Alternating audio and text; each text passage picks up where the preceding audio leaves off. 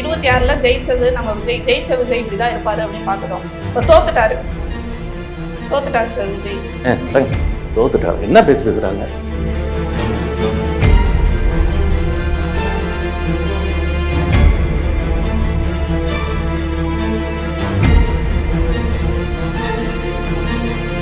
Fail ஆயிட்டாருன்னா இல்ல ஃபெயிலுங்கிறதும் தோக்குறதும் ஒன்னா வேற வேறையா?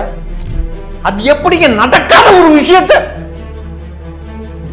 என்னங்க நடக்காதுங்க? எங்க தலைவர் எப்படிங்க தோப்பான்? எங்க தலைவர் எப்படி தோப்பான்? கொஞ்சமாவது இருக்கா? இன்னும் ஒரு 3 மாசத்துல தெரிஞ்சிடும் சார் எப்படி தோப்பாரு. நம்ம லைவா பார்க்கலாம். கடவுளே அஜித்ங்கிறத பழைய கதை. கடவுளே விஜய் அப்படின்னு அஜித் ரசிகர்கள் நீங்க சொல்றாங்க. ஏன் எதை வச்சு சொல்றாங்கன்னா த்ரிஷா அம்மையார் தான் முத வந்து ஏன் ஜெயலலிதா அம்மையார் த்ரிஷா அம்மையார் சொன்னாரா இல்லையா எங்க தலைவர்? ஆச்சரியக்குரிய அதுதான். ஐயோ இப்படியும் இருப்பாங்களா அப்படின்னு ஆச்சரியமா பாக்குறது. இப்படியே தொண்டர்கள் இருப்பாங்களாடா சை அப்படின்னு பாக்குறது தான் ஆச்சரியம். நடிகர் அஜித் இருக்கார் இல்லையா? தல அஜித்துக்கு வந்து துணை முதலமைச்சர் பதவி. சீரியஸா நாங்க ஆட்சிக்கு வந்ததுக்கு அப்புறம் 26ல இருந்து பாருங்க எங்க கல்வி அமைச்சரா புசியை நிப்பாட்டி அப்படியே தரமான கல்வியை நாங்க பரப்பி வைக்கல. அவங்க வந்து எடப்பாடியும் நம்ம கட்சிக்கு வந்துருவாரு, ஆமா ஓபிஎஸ் நம்ம கட்சிக்கு வந்துருவாரு, சசிகலா அவங்க நம்ம கட்சிக்கு வந்துருவாங்க. அந்த ஏடிஎம்கேன்னு ஒரு இது இருக்கு இல்லையா, அவங்க எல்லாருமே டிடிவி தினகரன்ல இருந்து எல்லாரும் வந்துருவாங்க. எங்க தலைவர் அப்படி விரும்புறாங்க. ஆம்பளைங்களே அப்படி விரும்புறாங்கன்னா பொம்பளைங்க எப்படி விரும்புவாங்க பாருங்க. வேற லெவல். தோத்துட்டாருன்னு சொன்னா இன்னும் கேள்வி நான் முழுசாவே கேட்கல. வாங்க உட்காருங்க கேக்குறேன். தோக்கல இல்ல தோக்கல வாங்க.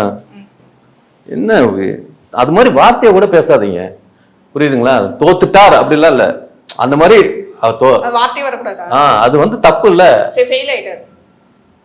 ஓகே சொல்லுங்க. ஃபெயில் ஆயிட்டாரு. சரி விஜய் வந்து 2026 எலெக்ஷன்ல ஃபெயில் ஆயிட்டாரு.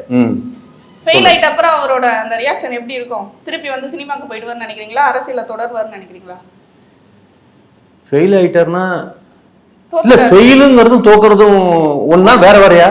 ஒண்ணுதான் சார். நீங்க தான் அந்த தோத்துட்டாருன்ற வார்த்தை சொல்லக்கூடாது சொன்னீங்க. ஆனா இங்கிலீஷ்ல எப்படி ஃபெயில் ஆயிட்டாரு? ஏங்க என்னங்க அது? என்னங்க இவங்க அதாவது தமிழ்லயும் கேட்டு இங்கிலீஷ்லயும் அதே கேட்டிருக்காங்களாங்க சார்? இப்ப நீங்க ஜெயிச்சுட்டாருன்றப்ப மட்டும் எனக்கு சந்தோஷமா இருக்கு, இப்படிதான் சொல்லணும்ன்றீங்க. அதுவே தோத்துட்டாருன்னா ஏன் இதை ஏத்துக்கிற அந்த மனப்பான்மை ஏன் இந்த தாவேக்காக மட்டும் இருக்கவே மாட்டேது? அதனாலதான் தற்கூறின்றாங்களா எல்லாரும்? அது எப்படிங்க நடக்காத ஒரு விஷயத்த என்னங்க நடக்காதுங்க? எங்க தலைவர் எப்படிங்க தோப்பான்? எங்க தலைவர் எப்படி தோப்பான்? கொஞ்சமாவது இருக்கா? இன்னும் ஒரு 3 மாசத்துல தெரிஞ்சிடும் சார் எப்படி தோப்பாருன்னு. நம்ம லைவா பார்க்கலாம். எப்படி தோப்பாருன்னு லைவா பார்க்கலாம். ஏங்க அவர் ஜெயிச்சிட்டார் அப்படிங்கறது விஷயத்துக்கு கொஸ்டின் பண்ணுங்க. தோத்ததுக்கு அப்புறம் என்னன்னா தோத்ததுக்கு அப்புறம் என்ன? தோக்குறது யார் தோப்பா? நாங்க தோக்குற வம்சமே கிடையாது. ஆமா நாங்க மக்கள் எல்லாம் நாங்க தோத்தா மக்கள் தோத்தது மாதிரிங்க. நாங்க தோத்தா மக்கள் தோத்தது மாதிரி. மக்கள் தோத்து போனா என்ன? சோத்துக்கு திண்டாடி நடுத்தருவில் பிச்சை எடுத்துக்கிட்டு இருப்பான். அந்த நிலைமைக்கு விஜய் இருப்பார்னு நினைக்கிறீங்களா? சோத்துக்கு இல்லாம பிச்சை எடுத்துக்கிட்டு அப்படியே ரோடா வந்து தாயே அப்படின்னு விஜய் பிச்சை எடுப்பாரா? அவர் பிச்சை எடுக்கணும், திருப்பி சினிமாவுக்கு போனா திருப்பி 200 கோடி சம்பாதிக்க போறாரு, ராஜா மாதிரி வாழ போறாரு. சினிமாவே வேணான்னு சொல்லிட்டு தான் வந்து சேவை செய்யறதுக்காக வந்த. சினிமாவில இத்தனை வருஷம் கிட்டத்தட்ட 33 வருஷம் அவர் சினிமாவில என்ன மாதிரி ஆடி இருக்காரு. அவர் ஆட்டமா பாடி இருக்கீங்க, பாத்துருக்கீங்களா? பிரபுதேவாவே சொல்லிட்டாரு என்னை விட பயங்கரமா ஆடுவாருன்னு. மைக்கேல் ஜாக்சன் இல்லாம போயிட்டாரு, இருந்திருந்தா அவரும் சொல்லிருப்பாரு விஜய் என்னை விட சூப்பரா ஆடுறாருன்னு. அப்ப அதை ஆடிட்டே இருந்திருக்கலாமே, எதுக்கு இங்க வந்து ஆடணும்? ஏங்க ஐயோ உங்களுக்கு எப்படிங்க சினிமாவில் இருந்தா மக்களுக்கு நல்லது செய்ய முடியாதுங்க? ஏன் சார் செய்ய முடியாது? ஏன் செய்யலையா? யாருமே செய்யலையா சார்? நான் ஒரு 200 கோடி சம்பாதிக்கிறாரு, அதுல இருந்து ஒரு 50 கோடி இல்ல, அதுல இருந்து 1% அவர் செஞ்சா கூட எத்தனையோ பேருக்கு செய்யலாமே அந்த 200 கோடியில இருந்து. இதெல்லாம் மத்தவங்க இப்ப அஜித் எல்லாம் அப்படிதான் பண்ணிட்டு இருக்காரு. அதெல்லாம் விட்டுருங்க. அவங்க செய்யறதெல்லாம் வந்து அது வந்து முழுசு, அதாவது மக்களோட சேவைக்கு முழுசா தன்னை அர்ப்பணிக்கணும். அப்படின்னா அரசியலுக்கு தானே வரணும். சும்மா அறகுறையா அப்படியே போறப்ப வர்றப்ப அப்படின்னு பண்றது அது மாதிரி பண்ணக்கூடாது. முழு அரசியலா இருந்து நம்ம நடத்தணும். ஆமா இப்ப முழுசா வந்துட்டாரு அரசியல் அவரு. கண்டிப்பா. அப்புறம் இதுக்கு மேல எங்க வரணுங்கிறீங்க? எத்தனை பேர் போராடிட்டு இருக்காங்க, எல்லா இடத்துலயும் விஜய் தான் சார் நின்னுட்டு இருக்காரு. செம ஆச்சரியமா இருக்கு சார் பாக்கும்போது. எத்தனை பேர் போராடிட்டு இருக்காங்க? ஆமா, தூய்மை பணியாளர்கள் போராடிட்டு இருக்காங்க, ஆசிரியர்கள் போராடிட்டு இருக்காங்க, பேருந்து ஓட்டுநர்கள் போராடிட்டு இருக்காங்க. எல்லா இடத்துலயுமே விஜய் அவர்கள் எப்படிடா இவர் இவ்வளவு ஸ்பீடா வந்து வேலை பாக்குறாரு அப்படின்ற மாதிரி. ஒரு விஷயம் நல்லா தெரிஞ்சுக்கணும், அவங்க போராடுறதுக்கு எல்லாமே எங்க தலைமை சொல்லிதான் அவங்க போராடிட்டு இருக்காங்க. அவங்களா ஒரு போராட்டத்தை நடத்தல. எங்க தலைமை ஐடியா மூளை யாரோடது புரியுதுங்களா? விஜய் அவர்கள்டா. அவர் சொன்னதுனாலதான் இவ்வளவு பேர் பண்ணிட்டு இருக்காங்க. அப்பனா வந்து கலவரத்தை தூண்டி விட்டு இருக்காரு தமிழ்நாட்டுல விஜய் அவர்கள். கலவரத்தை தூண்டுறா? அவனோட உரிமையை கேட்கறது கலவரத்தை தூண்டுதா? இது பண்ணுங்கன்றது கலவரத்தை தூண்டி விடுறது தானே சார்? தூய்மை பணியாளருக்கு சம்பளம் பத்தாலும் சம்பளம் ஊதியம் அதிகமா கொடுங்கன்னு கேட்கறது அது வந்து தூண்டுதலா?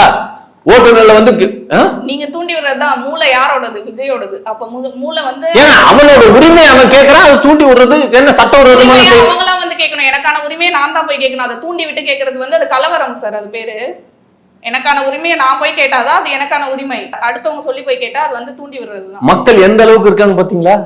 ஒருத்தன் சொல்றான்னா அதை கேட்டுட்டு செய்யற அளவுக்கு மக்கள் இருக்காங்கன்னா மக்கள் எந்த அளவுக்கு மடையனா இருக்காங்க கொஞ்சமாவது யோசிக்கணும்ல. இந்த மாதிரி மக்களா இருக்க கூடாதுங்கிறதுக்காக முதல்ல ஒரு டெஸ்டிங் போட்டுன்னு தான் பார்த்தோம். இதுக்கே இப்படி இருக்குது, இன்னும் நாங்க வேற எதெல்லாம் நடத்தல. அதனாலதான் மக்களுக்கு தெரியுங்க.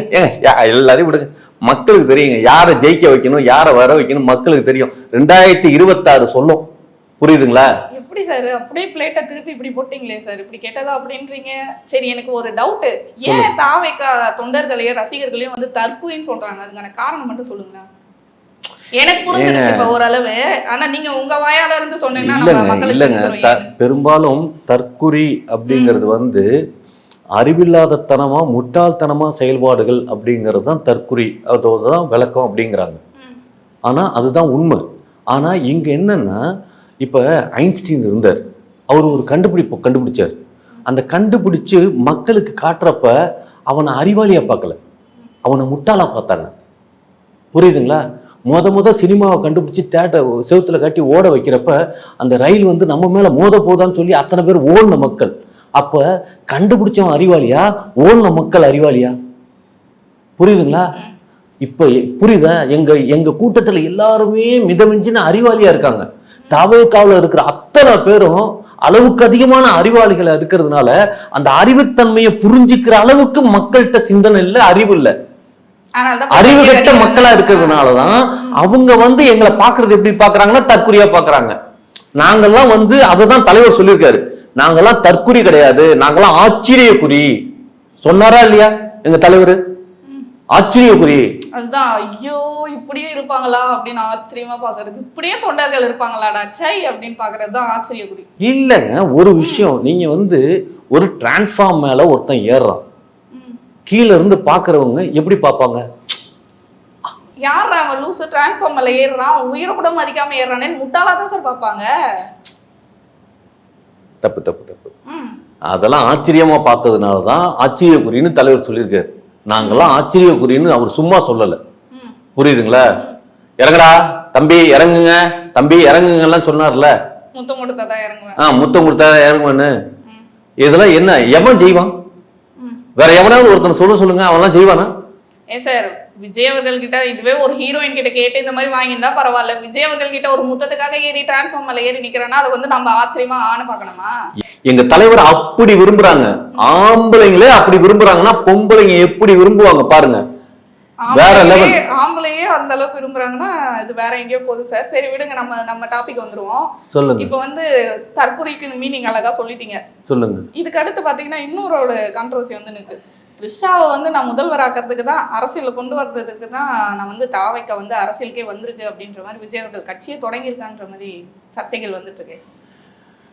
இல்ல, இது வந்து ஏன் எதை வச்சு சொல்றாங்கன்னா, த்ரிஷா அம்மையார் தான் முத வந்து அம்மையார். ஏன் ஜெயலலிதா அம்மையார், த்ரிஷா அம்மையார். ஆமா, அரசியல்ல இருக்கிறவங்க எல்லாருமே அம்மையார் தானே. நாச்சியார் அம்மையாரு, வேல் நாச்சியார் அம்மையாரு, அப்புறம் அவ்வையார்னு சொல்ல முடியும். ஓ, அரசியல் வந்துட்டாங்களா த்ரிஷா அவர்கள்? அப்புறம் எப்ப சார் வந்தாங்க? எங்களுக்கு தெரியாது. ஏங்க என்னங்க அதெல்லாம் வந்து எல்லாம் அண்டர் டீலிங்ல எல்லாமே முடிஞ்சிருச்சுங்க. ஆக்சுவலா வந்து நாங்க வந்து 264 தொகுதி நாங்க ஜெயிக்கிறோம். 264 தொகுதி. 34 இல்லையா? ஏன் 234ங்கிறது தமிழ்நாடு. பாண்டிச்சேரியில நாங்க தானே, அது 30 தொகுதி இல்ல. ஆல் ஏரியால ஐயா கில்லிடான்ற மாதிரி. நம்ம தமிழ்நாட்டுல விஜய் அவர்தான் சிஎம், பாண்டிச்சேரியில த்ரிஷா அம்மையார் அண்ணி தான் சிஎம். அப்ப துணை முதலமைச்சர் யாரா வருவாங்க சார் தமிழ்நாட்டுக்கு? இது இப்போ முன்னாடி வரைக்கும் புசி ஐயா தான் நாங்க பிளான் பண்ணியிருந்தது. இப்ப அந்த துணை முதலமைச்சர் பறவை வந்து இவரு அஜித்தோட போன அந்த இது மலேசியா போயிருந்தாங்க இல்லையா, அதுக்கப்புறம் வந்து அவருக்கு அந்த பதவியை கொடுத்துடலாம் அப்படிங்கிறது மாதிரி உள்ளார இப்போ ஒரு பேச்சுவார்த்தை போயிட்டு இருக்கு. அஜித், நடிகர் அஜித் இருக்கார் இல்லையா, ஓ தல அஜித்துக்கு வந்து துணை முதலமைச்சர் பதவி. அப்படிதான் ஒரு ஏன்னா கீர்த்தி சுரேஷ், கீர்த்தி சுரேஷோட வாழ்க்கை என்ன இருக்கு இப்போ? கீர்த்தி சுரேஷ் எதுக்கு? ஏங்க அவங்கதான் எம்பில இருப்பாங்களா என்னங்க? Okay okay sir, MP. Thala Ajith அவர் வந்து துணை முதலமைச்சரா? அப்படித்தானே எல்லாரும் எங்க, அதாவது இப்ப எங்க தொண்டர் எங்க ரசிகர் முடிஞ்சது போக அஜித்தோட ரசிகர்கள்லாம் எங்களுக்கு தான் ஓட்டு போடுறாங்க. ஆனா எங்க தலைவனுக்கு ஒரு முன்னுரிமையா என்ன பண்ண போறீங்க அப்படின்னு அவங்களோட கோரிக்கை இருக்கிறதுனால அவருக்கு துணை முதலமைச்சர். புரியுதுங்களா? அந்த மாதிரி ஒரு இதை நாங்க அவருக்கு ஏற்படுத்திட்டோம். ஏன்னா அவங்க ஓட்டு நமக்கு வேணும்ல. ஆமா, அதாவது நம்ம யாரையுமே நம்ம எதிராளியா பார்க்க கூடாது, எதிரியும் நம்பனா பார்க்கணுங்கிறதான். அந்த மாதிரிதான் நாங்க பிளான் பண்ணிருக்கோம். அப்ப விஜய் அவர்கள் முதலமைச்சர், அஜித் துணை முதலமைச்சர், பாண்டிச்சேரிக்கு த்ரிஷா முதலமைச்சர், அவ்வளவுதான் சினிமா குதூகலமா இருக்கே சார் அரசியல் கிழமை. ஏங்க அதாவது எங்கேயுமே நல்லா ஒண்ணு தெரிஞ்சுக்குங்க, ஒரு ஏன் இப்படி ஒரு கட்டமைப்பு அப்படின்னா, அதாவது சினிமாவில் நல்லா போயிட்டு இருக்கிறப்ப ஒரு கவர்ச்சியான ஒரு டான்ஸு இதெல்லாம் பாட்டெல்லாம் வச்சாதான் அது நல்லா என்கேஜ்மெண்ட்டாக இருக்கும். இது இப்போ வந்து எங்கள் த்ரிஷா அண்ணி வந்து பாண்டிச்சேரியில் ஏன் அப்படின்னா பெண்களுக்கான அங்கீகாரம், பெண்கள் ஒரு கவர்ச்சி அரசியல் இருக்கணும் இல்லையா? இப்போ மக்கள்லாம் வந்து கவர்ச்சி அரசியலுக்கு தான் ஏங்கி போயிருக்காங்களா? அந்த மாற்றத்தை தான் செங்கோட்டையன் அவர்கள் அழுத்தி திருப்பி சொல்லிட்டு இருக்காரா, மாற்றம் வேணும் மாற்றம் வேணும்னு. கண்டிப்பாங்க மாற்றம் வேணுங்கிறது. ஆக்சுவலாக வந்து செங்கோட்டையனை வந்து ஓப்பனாக கொண்டு வந்து பேச வைக்கணுங்கிறதுக்கு நிறைய இதெல்லாம் இருக்குது. நாங்கள் வந்து மலேசியாவிலேயே அவரை பேச வைக்கிறதுக்கு தான் ரெடி பண்ணியிருந்தோம். கடைசியில் பார்த்தா அவர்கிட்ட பாஸ்போர்ட் இல்லையா மலேசியா போகிறதுக்கு. என்னடா அது, ஒரு அதிமுகவில் ஒரு எம்பி ரேஞ்சுக்கெல்லாம் இருந்திருக்காரு, ஒரு பாஸ்போர்ட் இல்லாமல் இருந்திருக்காருன்னு எங்கள் தலைவர் வந்து ரொம்ப வருத்தப்பட்டுட்டாரு. அதனாலதான் வர முடியல அவரால், விட்டுட்டுலாம் போல. அவரால் அந்த பாஸ்போர்ட் இல்லைங்கிறதுனால ஏர்போர்ட்ல கண்ட்ரி விட்டு கண்ட்ரி போகணும்னா பாஸ்போர்ட் வேணும்ல, அவர்கிட்ட பாஸ்போர்ட் இல்ல, அதான் பிரச்சனை. தனி விமானம் வச்சுட்டு போறாரு விஜய் அவர்கள், கூட இவரை கூட்டு போறதுக்கு அங்கன்னா சீட் இல்லையா சார் விமானத்துல? ஏங்க என்னங்க, தனி விமானத்துல போனாலும் பாஸ்போர்ட் வேணுங்க. பாஸ்போர்ட் இல்லாம ஒரு கண்ட்ரில இருந்து இன்னொரு கண்ட்ரிக்கு போக முடியாது. ஆமா, அவர்கிட்ட பாஸ்போர்ட் இல்ல, அவ்வளவுதான். ஆனா நாங்க வந்து அவர் இப்ப சொல்லிட்டோம், அடுத்த மேடையில வந்து அவர் வந்து முழு மூச்சா பேசுவாரு, அதுக்கு ரெடி ஆயிட்டார். ரெடி ஆகி அவரு தான் வந்து அவர் பேசுற பேச்சுல சீரியஸா சொல்றேன், அவங்க வந்து எடப்பாடியும் நம்ம கட்சிக்கு வந்துருவாரு, ஆமா ஓபிஎஸ் நம்ம கட்சிக்கு வந்துருவாரு, சசிகலா அவங்க நம்ம கட்சிக்கு வந்துருவாங்க. அந்த ஏடிஎம்கேன்னு ஒரு இது இருக்கு இல்லையா, அவங்க எல்லாருமே டிடிவி தினகரன்ல இருந்து எல்லாரும் வந்துருவாங்க. ஏடிஎம்கே டிவிகே கூட கூட்டணி வச்சு டிவிகே கீழ போய்டுவாங்களா? டிவிகே கீழ போறாங்களா? ஆமா, நாங்க அவங்கள்ட்ட போலங்க, அதான் அவங்க தான் எங்கள்கிட்ட வர்றாங்க. ஆனா இந்த மாதிரியான சர்ச்சைகளும் கேள்விப்பட்டோம் சார். இப்போ என்னன்னா அதிமுக பாஜக வந்து விஜய் அவர்களை நேரடியாவே கூப்பிடுது கூட்டணிக்கு. விஜய் அவர்கள் நான்லாம் வரமாட்டேன், நீ வந்தா சேர்த்துக்கிறேன்ற முடிவுல இருக்காரு. அதுக்காக என்ன பண்றாங்கன்னா நம்ம கிட்ட இருந்து ஒரு ஆளா அனுப்பி அவர் மைண்டை மாத்தி அவரை நம்ம வழி கொண்டு வந்துருவோன்ற மாதிரி ஒரு ட்ரிக்கை வந்து யூஸ் பண்றதா நிறைய சர்ச்சைகள் வந்துட்டு இருக்கு. ஏங்க அப்படியே மயக்குனா மயங்குறவர்னு நினைச்சிட்டாரா விஜய்? என்ன மயங்க மாட்டாரா? ஒரு காலத்துல வந்து இந்த தலைவா படம் ரிலீஸ் ஆகுற கண்டிஷன்ல ஜெயலலிதா அம்மா கூப்பிட்டு உட்கார வச்சு மயக்குனாங்க. அப்பவே எங்கால் மயங்கல தெரியுமா? ஆனா நாங்க வேற மாதிரி எல்லாம் கேள்விப்பட்டோம், எங்க படத்தை எப்படியாச்சும் ரிலீஸ் பண்ணிடுங்கம்மான்னு கை கட்டி நின்றுட்டு இருந்தாரு, கெஞ்சிட்டு இருந்தது தானே கேள்விப்பட்டோம். ஒரு விஷயங்க, இப்படி செவுத்துல வச்சு ஒரு படத்துக்கு எடுத்த ஷார்ட்டை நீங்க கட் பண்ணி இங்க போய் இப்படி நின்னாங்கன்னு போய் ஊடகங்கள், இந்த ஊடகங்கள் இருக்கு இல்லைங்களா, எங்கேயோ ஒரு படத்துல அழுத சீனை எடுத்துக்கிட்டு போய் இது இங்கதான் நின்று அழுதாருன்னு சொல்லி இது பண்றது எந்த விதத்துல நியாயம்? நீங்க என்ன சொல்றீங்க? சீரியஸா சொல்றேன், ஜெயலலிதா அம்மா கிட்ட கேட்டு பாருங்க, அவங்க இல்லைன்னு சொல்லுவாங்க. ஜெயலலிதா அம்மாவே இல்ல சார், அவங்க கிட்ட நான் எப்படி போய் கேட்கறது? ஒருவேளை மறைமுகமா இதுக்கும் ஏதாச்சும் பிளான் கட்டி வச்சிருக்கீங்களா, தொட்டி மாதிரி எதுனா?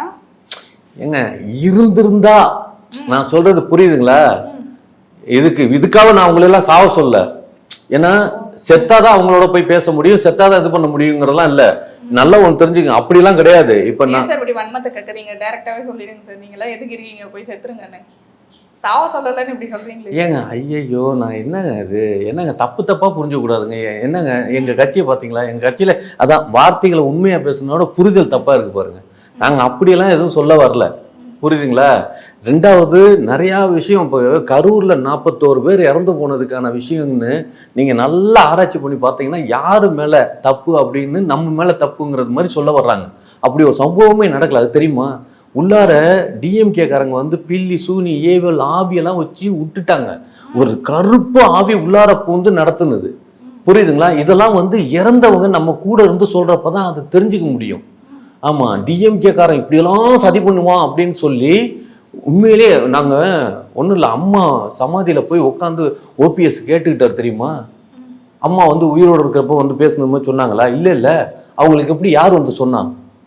இறந்தவர்கள் நம்ம கூடவே இருந்து வழி நடத்துவாங்கன்னு சொல்லுவாங்க. விஜய் அவர்கள் அப்ப யார் வழி நடத்துறது? எல்லாம் இறந்து போன எல்லாம் வச்சிருந்தோம்ல, பெரியாரு, அண்ணா, வேலுநாச்சியாரு, எல்லாரையும் ஒரு ஒரு கட்சியில இருந்து ஒருத்தர், இந்த கட்சியில இருந்து ஒருத்தர், அதிமுகல இருந்து ஒருத்தர் அப்படின்னு எல்லா கட்சியில இருந்து ஒரு போட்டோ எடுத்து வச்சுக்கிட்டா என்னங்க அது? அவங்களோட ஆன்மாக்களும் ஆவியும் பின்னால இருந்து எங்க தலைவனை வழி நடத்துதுங்க. எங்க தலைவர் பேசுற வார்த்தைகள்லாம் அவர் பேசுறது இல்ல. அவர் பேசுற வார்த்தைகள் காமராஜ் பேசுனது, அவர் பேசுற வார்த்தைகள் பெரியார் பேசுனது, அவர் பேசுற வார்த்தைகள் அண்ணா பேசுனது. ஒரு மாதிரி ஒவ்வொரு தலைவரும் பேசுற வார்த்தைகள் தான் அவர் பேசிட்டு இருக்காரு. என்ன பேசுறீங்க நீங்க? அவங்க பின்னால இருந்து பேசுறாங்க. நடந்துக்கிறாரா? காமராஜர் ஐயா எவ்வளவு எளிமையா இருந்தாரு, அந்த மாதிரி இருக்காரா? தனி விமானம், தனி கார், அவர் போன அந்த ரோடு பிளாக் எவ்வளவு இருக்கு, அந்த மாதிரி காமராஜர் மாதிரி நடக்கணும் சார் இவரு. ஐயோ என்னங்க இது? அதெல்லாம் மட்டும் போதும் ஏங்க, அதெல்லாம் அந்த காலத்துல பேசுறது 4 நிமிஷம் 5 நிமிஷம். சொல்லுங்க. 4 நிமிஷம் 5 நிமிஷமா? ஆமா, 10 நிமிஷத்தை தாண்டி எந்த கூட்டத்துல சார் அவர் பேசியிருக்காரு? அந்த புரிதல் இல்லாதவங்கள்ட்ட என்னங்க நம்ம பேச முடியும்? புரிதலே இல்லையே. திருக்குறள் 2 வரிதான், உலக பொதுமொழின்னு வச்சிருக்கல, எந்த புத்தகத்திலும் இல்லாத அளவுக்கு அதுல அறிவு இருக்குல்ல. அது மாதிரி எங்க தலைமை 2 நிமிஷம் பேசினாலும் அதுல அவ்வளவு கருத்துக்கள் இருக்கு, அவ்வளவு எடுத்துக்கிறதுக்கான விஷயம் அவ்வளவு இருக்கு. எடுத்துக்கிறதுக்கு தெரியாத மக்கள் என்னத்த சொல்றது? தலைவனுக்கு இருக்க அறிவு வந்து மக்களுக்கு எல்லாருக்கும் இருக்குமான்னு கேட்ட கேள்விக்குறி தானே சார். பாடத்திட்டம் சரியில்லைங்க, கல்வி திட்டம் சரியில்லை, கல்வி அமைச்சர்கள் சரியில்லை. சீரியஸா, நாங்க ஆட்சிக்கு வந்ததுக்கு அப்புறம் 26ல இருந்து பாருங்க, எங்க கல்வி அமைச்சரா புசியை நிப்பாட்டி அப்படியே தரமான கல்வியை நாங்க பரப்பி வைக்கல. ஓ, புசி அவர்கள் வந்து கல்வி அமைச்சரா? சரி, அப்ப நீங்க வந்து தாவேக்கால இருக்கீங்க, நீங்க ஒரு அமைச்சராக போறீங்க, நீங்க என்ன அமைச்சராகலாம் சார்? நான் கல்வி அமைச்சருக்கு போடலாம்னு நினைச்சேன். இல்லைங்க, நான் வந்து என்னைக்குமே தலைவரோட ஒரு என்ன சொல்றது, ஒரு ரசிகனா, ஒரு தொண்டனா தூரமா இருந்து பார்த்தாதான் எல்லாத்தையும் பார்க்க முடியும். புரியுதுங்களா? ஒரு கல்லை வந்து இங்க வச்சிருந்தா எல்லாம் தெரியும், இங்க வச்சிருந்தா ஒன்றும் தெரியாது. அது மாதிரி அவங்க நான் கட்சியோட பார்வையை பெரும் பார்வையை பார்க்க நான் தூரமாக இருந்து தான் செயல்படுவேன். என்னோட பங்கு எல்லாமே தூரமாக தான் இருந்து நடத்துவேன். ஆமா, நான் வந்து பக்கத்துல எல்லாம் போகக்கூடாது. பக்கத்துல போய் நிக்கிற அளவுக்கெல்லாம் நமக்கு இன்னும் அவங்க கூட அவங்கெல்லாம் பெரிய ஆளுங்க, நமக்கு அந்த அளவுக்கெல்லாம் ஐயோ. இதுலயே தெரியுது தாவேக்கா வந்து எந்த நிலைப்பாடுல இருக்கு, தமிழகத்தை எப்படி மாத்த போகுதுன்னு. பெரிய ஆளுங்க நெருங்கவே முடியாது, உங்களாலே நெருங்க முடியாது சொல்றீங்க. அப்புறம் தமிழக மக்கள் வந்து அவங்க கவலைகளையும் அவங்க குற்றங்களையும் அவங்க குறைகளையும் வந்து எப்படி ஒரு தலைவர்கிட்ட சொல்லி அதுக்கான தீர்வு கேட்பாங்க? என்னங்க இது? ஐயோ, நான் சொல்றதே புரிஞ்சுக்கங்க. குறை இல்லாத மனிதனா இருக்கிறப்ப எங்கிட்ட குறை சொல்லணும்னு வருவாங்க. அவன் வராத அளவுக்கு நாங்க வச்சுப்போமே. என்னத்தை வச்சுப்பீங்கன்னா ஏங்க, இப்ப புருஷன் பொண்டாட்டிக்குள்ளார சண்டை என்னன்னு அவன் குறை சொல்றதுக்கு தானே கோர்ட்டுக்கு வருவான். குறையே இல்லாதவன் உனக்கு என்னப்பா பிரச்சனை, என் புருஷனோட பிரச்சனை அப்படின்னு, என்னம்மா அப்படின்னா, இல்லைங்க நான் அவரை விரும்புறேன், நீ அவருடைய வாழு அப்படின்னா, புருஷனுக்கு ஏதாவது பிரச்சனையா, என்னப்பா நான் இவங்க கூட வரணும். அது மாதிரி பலரோட வாழுங்க, உங்க இஷ்டத்துக்கு இருங்கன்னு நாங்க சொல்லிடுவோம். பிரச்சனை இல்லாதவங்களா இருக்கணும்ல, அப்பதான் நமக்கு பிரச்சனை வராம இருக்கும். அது மாதிரி அவங்களுக்கு பிரச்சனைங்கிறது இல்லாம பண்ணிடுவோம் நாங்க. யார் பிரச்சனைன்றது இல்லைன்னா அப்ப முதலமைச்சரே தேவையில்லையே, தமிழ்நாடு மக்கள் அவங்களால பார்த்துட்டு போயிடுவாங்களே. ஏங்க என்ன பேசுறீங்க? முதல்வரே இல்லாம இதெல்லாம் நடக்கணுங்க. இதெல்லாம் நடத்துறதுக்கு ஒரு முதல்வர் ஒருத்தர் இருக்கணும். அதெல்லாம் செயல்படுத்த சும்மா சாதாரணமான செயல்படுத்த முடியாது. ஆமா, இது ஜனநாயக நாடு. ஆமா, வேற எப்படி செயல்படுத்துவீங்க? குறையே இல்லையா? குறை இருந்தா தானே நாங்க போயிட்டு மக்கள்கிட்ட பேசணும். குறையே இல்லையே அப்படின்னா அப்புறம் என்னதுக்கு சார் தமிழக முதல்வர், தமிழக மக்கள், அப்புறம் எதுக்கு இந்த எலெக்ஷனு? இந்த குறையெல்லாம் யாருங்க நீக்கிறது? இப்ப இருக்குதுல குறைபட்டு கிடக்குது நாடு. நல்ல வாழ்க்கை வாழல. தெரியுங்களா உங்களுக்கு? நல்லா ஒண்ணு தெரிஞ்சுக்கங்க, ராமநாதபுரத்துல ஆமா அந்த லேடி ஒருத்தவங்க வந்து ரேஷனில் அரிசி வாங்கி, இலவச அரிசி வாங்கி விறகடுப்பில் இது பண்ணிட்டு இருக்காங்க. இது வாழ்க்கையாங்க? ஒரு தமிழன் வந்து இப்படி ஒரு வாழ்க்கை, ரேஷன் அரிசியை வாங்கி ஒரு 1000 ரூபாய் பணத்தை வாங்கி விறகடுப்பில் வச்சு வெந்து நொந்து போகிற ஒரு வாழ்க்கையா? நாங்கள் வந்தோம்னா எல்லாத்துக்கும் வீடு கொடுப்போமா, கார் கொடுப்போமா, பைக்கு கொடுப்போமா, சொல்லியிருக்காரா இல்லையா தலைவர்? ஒரு வாழ்க்கை தரத்தை மாத்தணுங்க. சொன்னீங்களே செஞ்சீங்களா 2.2ன்ற மாதிரி தான் மாறணும். என்ன சொன்னீங்களா செஞ்சீங்க? 26ல தானே நாங்க செய்வோம், இப்ப செய்வோம். என்னங்க 26ல நாங்க எல்லாருக்கும் எவனாவது ஒருத்தன் இல்ல எங்களுக்கு இல்லன்னு எவனாவது சொல்லுங்க. ஆமா, எல்லாருக்கும் கொடுத்துருவோம். ரேஷன் அரிசியை வந்து நீங்க அந்த அளவுக்கு கீழ்த்தரமா பாக்குறீங்க. ஆனா அந்த ரேஷன் அரிசி இல்லைன்னா இங்க பல குடும்பங்கள் வந்து சாப்பாடுன்றதே இல்லாம எவ்வளவு கஷ்டப்படுன்றது நம்ம தமிழ்நாட்டுல நிறைய மக்கள் இருக்காங்க சார். சொல்றாங்க. ரேஷன் அரிசியை நம்பி மட்டுமே. புரியுதுங்களா? நாடு எந்த அளவுக்கு ரேஷன் அரிசியில வாழ வேண்டிய வாழ்க்கை இருக்குது. நாங்கெல்லாம் வந்து பசி இல்லாத மாநிலமா ஆக்கிறோங்க. சீரியஸா டேப்லெட் இருக்கு, ஒரே ஒரு டேப்லெட்டு உள்ளார போட்டோம்னா அது நெட்ல எல்லாம் போய் பாருங்க. ஆமா, அப்படியே சர்ன்னு அப்படியே ஃபுல்லா சாப்பாடு சாப்பிட்டது மாதிரி வயிறு ஃபுல்லா குடல் ஃபுல்லா அது ஃபுல்லா ஆயிரும். அப்படியே ஒரு நாள் ஃபுல்லா இருக்கும். ஒரு நாளைக்கு ஒரு டேப்லெட், அவ்வளவுதான். பசி இருக்கு. நான் கூட பொருளாதாரத்தை நாங்க உயர்த்துவோம், எல்லார் வீட்டுலயும் வந்து எல்லாமே சகஜமா வாங்கிக்கிற அளவுக்கு நாங்க வழிபடுத்துவோம்னு சொல்லுவீங்கன்னு நினைச்சா மாத்திரை போட்டு நாங்க பசியை தீத்துருவோம் சொல்றீங்க. இது எந்த கணக்குல நாங்க எங்க அட்வான்ஸ் டெக்னாலஜியா இருக்குங்க. என்னங்க உலகம், எங்க ஃபியூச்சரோட திங்கிங் வேற லெவல்ல இருக்குங்க. என்னங்க நம்ம இந்த பூமியிலேயே இருக்க போறது இல்ல. சொல்றாங்கல்ல, பைபிள்லயும் குரான்லயும் இந்து மதத்திலயும் எல்லாத்துலயுமே வந்து உலகம் அழிஞ்சிடும் சொல்றாங்கல்ல. அப்ப காக்கக்கூடிய யாரு காப்பாத்தா? விஜய் ஒருத்தர் தான் காப்பாத்தி உங்களை அடுத்த கிரகத்தை கொண்டு போய் நிப்பாட்டுவாரு. அடுத்த கிரகம்னா இது செவ்வாய் கிரகத்துக்கு கூட்டு போறா? ஆமா, செவ்வாய் கிரகத்துக்கு. ஏங்க என்னங்க சார் நீங்க சொல்றது பார்த்தா செவ்வாய் கிரகத்துக்கும் முதல்வர் எங்க தளபதி விஜய் அவர்கள் தான் அப்படின்றீங்க போலயே. முதல்ல தமிழ்நாட்டுல ஒரு எலெக்ஷனே அவர் சந்திக்கல. எலெக்ஷன்ல என்ன மாதிரியான ரிசல்ட் வரும்னு அவருக்கு தெரியல. அதுக்குள்ள நீங்க வந்து செவ்வாய் கிரகத்துக்கு கூட்டு போற அளவுக்கு யோசிக்கிறீங்க. என்னங்க கொஞ்சம் கூட. ஏங்க விஜய் வந்து கடவுள்னு தெரியுமா தெரியாது உங்களுக்கு? இல்லையே, அஜித் அவர்களை தான் நாங்க கேள்விப்பட்டோம். கடவுளே அஜித், கடவுளே அஜித், கடவுளே அஜித்துங்கிறதுலாம் பழைய கதை. கடவுளே விஜய், கடவுளே விஜய் அப்படின்னு அஜித் ரசிகர்கள் நீங்க சொல்றாங்க. சீரியஸா அவங்க தான் நமக்கு ஓட்டு போட போறாங்க. அஜித் ரசிகர்கள் பெரும்பான்மையான அஜித் ரசிகர்கள் தான் இப்ப நமக்கு ஓட்டு போடுறாங்க. ஆமா, அந்த ரேஞ்சுக்கு மாறிடுச்சுங்க. முன்னாடி அவர் கடவுளா இருந்தாரு, ஆனா இப்போ அவரு கடவுளா இல்ல. ஆமா, அந்த பதவியை ராஜினாமா பண்ணிட்டாரு. அந்த பதவி வந்து ராஜினாமா பண்ணிட்டாருன்னு நீங்க எடுத்துங்க தலைவரே அப்படின்ட்டாரு, விட்டு கொடுத்துட்டாரு. நீங்க கடவுளா இருங்க, நான் இருந்தது போதும், நீங்க கடவுளா இருங்கன்னு அவர் சொன்னதுனால தான் மலேசியாவில் எங்க தலைவன் வந்து அந்த இதுக்கு அஜித்துக்கு நன்றி சொன்னது. புரியுதுங்களா? மலேசியாவில் இவ்வளவு காலத்துல அஜித்தை பத்தி எங்கேயாவது பேசியிருக்காரு எங்க தலைவர்? எதுக்காக மலேசியாவில் அஜித்துக்கு நன்றி சொன்னாரு?